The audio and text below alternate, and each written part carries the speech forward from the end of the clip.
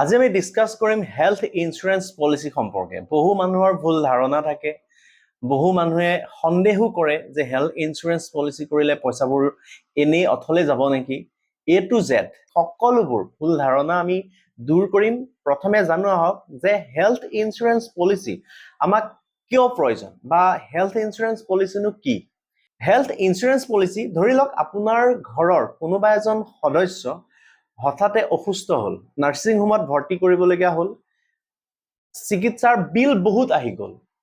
সেই যি চিকিৎসাৰ বিল আহি গল সেইটোৰ কাৰণে আপোনাৰ যিটো প্ৰিপাৰেচন বৰ্তমান সময়ৰ পৰা থাকিবলগীয়া আছিলে সেইটো হৈছে হেলথ ইন্সুৰেন্স পলিসি।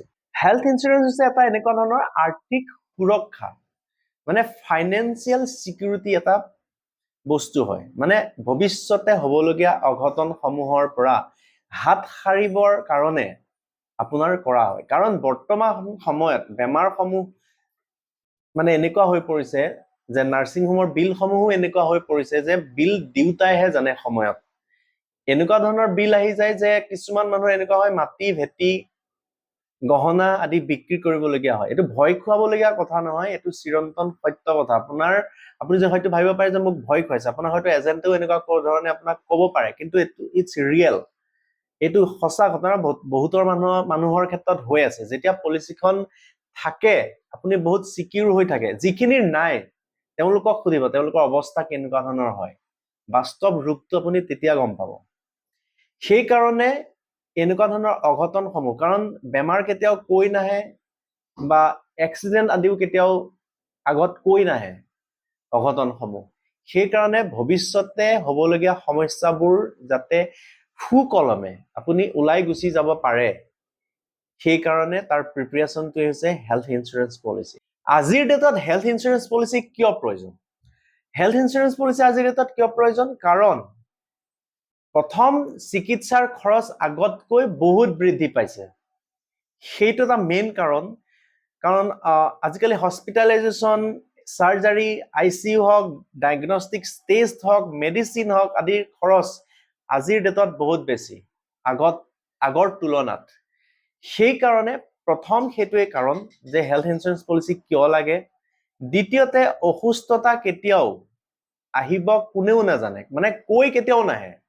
সেইকাৰণে সেই সমূহ অঘটনৰ পৰা হাত সাৰিবৰ কাৰণে আপোনাক হেলথ ইন্সুৰেন্স পলিসি লাগে। কাৰণ বহু মানুহে যে অসুস্থ হ'ব বা এক্সিডেন্ট হ'ব বুলি টকা এগাল জমা কৰি থৈ নিদিয়ে। কাৰণ আমাৰ মানুহে টকা অলপ ক'ব পৰা পালে হয় গাড়ী এখন কিনিব, কিবা ধৰণৰ ঘৰৰ কিবা কিবি বস্তু কিনিব, সেইবিলাকত খৰচা কৰে। কিন্তু অসুস্থতা বা এক্সিডেন্টৰ কাৰণে এক্সট্ৰা কোনো পইচা জমা কৰি থৈ নিদিয়ে।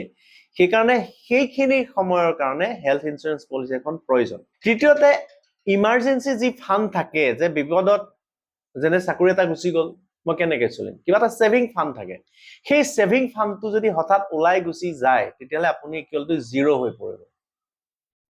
সেই ইমাৰ্জেন্সি ফাণ্ডটো যাতে ওলাই নাযায়, সেই মজুত থাকে। সেইকাৰণে সেই বিপদৰ সময়ত সাৰিবৰ কাৰণে আপোনাক হেলথ ইন্সুৰেন্স পলিসি প্ৰয়োজন। চতুৰ্থতে যদি আপুনি পৰিয়ালটোক ভাল পায় তেতিয়াহলে ফাইনেন্সিয়েল যদি সিকিউৰিটি আপুনি দিব বিচাৰে তেতিয়াহলে আপোনাক প্ৰয়োজন হেলথ ইন্সুৰেন্স পলিসি। ঘৰৰ যেতিয়া মূল উপাৰ্জনকাৰী ব্যক্তিজনৰ হঠাৎ অসুস্থ হৈ যায়, তেওঁ চিকিৎসা খৰচ যেতিয়া বহন কৰিবলগীয়া হয়, সেই যিটো ফাইনেন্সিয়েল ষ্টেবিলিটি সেই বস্তুটো নাইকিয়া হৈ পৰে। সেইকাৰণে সেই ফাইনেন্সিয়েল ষ্টেবল হৈ থাকিবৰ কাৰণে আপোনাক হেলথ ইন্সুৰেন্স পলিসি এখনৰ প্ৰয়োজন। হেলথ ইন্সুৰেন্স পলিসি সম্পৰ্কে বহুতৰে বহুত ভুল ধাৰণা থাকে, সেইখিনি মই দূৰ কৰি দিব বিচাৰিছো। তৃতীয়তে বহু মানুহে ভাবে যে কোম্পানীত মই চাকৰি কৰি আছো, মোকতো হেলথ ইন্সুৰেন্স পলিসি দিয়ে আছে, তেতিয়াহলে মোক কিয় প্ৰয়োজন। সেইটো এটা ভুল ধাৰণা। আপোনাৰ যিটো হেলথ ইন্সুৰেন্স পলিসি আপোনাক কোম্পানীয়ে দি ৰাখিছে সেইটো কিমানখিনি আপোনাৰ কভাৰেজ হয় সেইটো আপুনি চোৱা প্ৰয়োজন। আপোনাকে অকল দিছে নে আপোনাৰ গোটেই পৰিয়ালটোক সাঙুৰি পেলাই দিছে। যদি পৰিয়ালটোক সাঙুৰি দিছে তেতিয়াহলে তাৰ লিমিট কিমান সেইখিনি আপুনি প্ৰথম জনাৰ প্ৰয়োজন। দ্বিতীয়তে কিছুমানে ভাবে যে হেলথ ইন্সুৰেন্স পলিসি মোৰ হাতত আছেই যিহেতুকে 100% খৰচা অকল হেলথ ইন্সুৰেন্স কোম্পানীয়ে কৰিব। এইটো এটা ভুল ধাৰণা। হেলথ ইন্সুৰেন্স পলিসি কিছুমান বস্তু খৰচা নকৰে, এইটো এটা ডাঙৰ মিছ আণ্ডাৰষ্টেণ্ডিং হয়।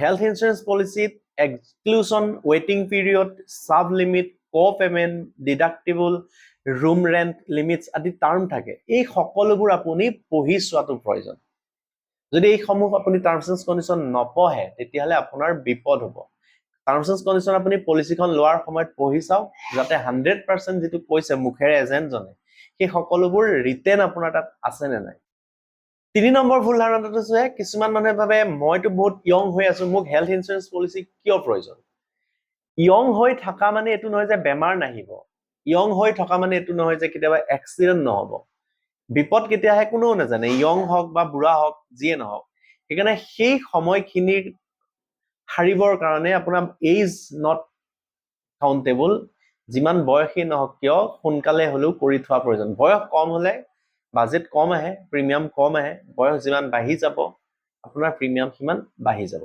4 নম্বৰ ভুল ধাৰণাটো হৈছে যে কিছুমান মানুহে ভাবে যে হেল্থ ইন্সুৰেন্স পলিচি মোৰ হাতত আছেই যিহেতুকে যিকোনো হস্পিটালত সোমাই গলেই মোৰ সকলোবোৰ খৰচ বহন কৰি ল'ব এইটো এটা ভুল ধাৰণা আপুনি যিটো কোম্পানীত হেল্থ ইন্সুৰেন্স পলিচি কৰিছে সেই কোম্পানীটোৰ লগত টাই আপ থকা যিখিনি হস্পিটাল নেটৱৰ্ক আছে সেইখিনি আপুনি আগত জনা প্ৰয়োজন যে কোনখিনি হস্পিটালৰ লগত টাই আপ আছে বিপদৰ সময়ত ক'ত সোমাব পাৰিব সকলোবোৰ লগত সোমালে আপোনাৰ চিকিৎসা নহয় কিছুমান মানুহে ভাবে যে কম প্ৰিমিয়াম মানে মোৰ পলিচিখন বহুত বেষ্ট কম প্ৰিমিয়াম আহিছে হেতু নহয় আপুনি সোৱা প্ৰয়োজন প্ৰথম কথা আছে কভাৰেজ কিমান আছে ৱেটিং পিৰিয়ড কিমান আছে ৰুম ৰেন্ট লিমিট কিমান আছে ক পেমেন্ট আছে নে নাই কোনবোৰ ট্ৰিটমেন্ট এক্সক্লুডেড নেটৱৰ্ক হস্পিটাল কেনেকুৱা ক্লেইম প্ৰসেস কেনেকুৱা এই সকলোবোৰ জনা প্ৰয়োজন অৰ্থাৎ পলিচি কিনুতে প্ৰিমিয়াম নহয় পলিচি কিনুতে আপুনি ভ্যালু কভাৰেজ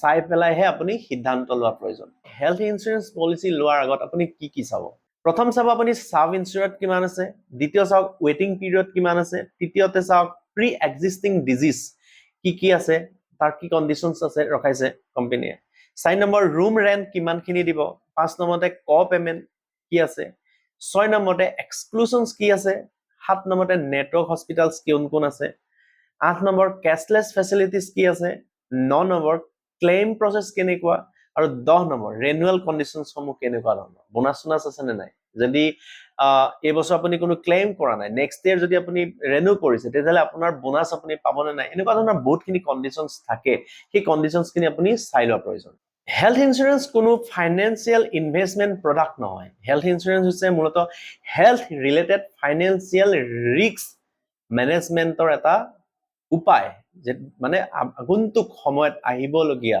যিখিনি সমস্যা সেই সমস্যাখিনি ৰিস্কখিনি আপুনি মেনেজ কৰি থৈ দিছে এখন গাড়ী কিনিলে যেনেকৈ আমি ইন্সুৰেন্স কৰো ঘৰৰ সুৰক্ষাৰ কাৰণে আমি যেনেকৈ কথাও ভাবো ঠিক তেনেকৈ আপোনাৰ স্বাস্থ্যটোৰ কথাও আপুনি ভবা প্ৰয়োজন যদি জড়প্ৰদ বস্তু গাড়ীখন কিনিবতে আপুনি গাড়ীখন বেয়া হৈ যাব কি হ'ব সেইখন সময় সেই ভাবি যদি আপুনি ইন্সুৰেন্স কৰে ঘৰটো কি হ'ব বুলি ভাবি যদি আপুনি ইন্সুৰেন্স কৰে তেতিয়ালে আপোনাৰ শৰীৰটোৰ কাৰণে আপুনি কিয় নাভাবে যদি শৰীৰটো বিপদত পৰে বাকিবোৰটো এনেই থাকিব শৰীৰ সেইকাৰণে আপোনাক প্ৰয়োজন এখন হেল্থ ইন্সুৰেন্স পলিচি কৰা যিখিনি ভুল ধাৰণা আপোনাৰ মনত আছে নিশ্চয় মই ভাবো আপুনি আপোনাৰ মনৰ পৰা সেইখিনি আঁতৰি যাব আজিৰ ভিডিঅ'টোৰ পৰা কি ভাল লাগিল নিশ্চয় জনাওক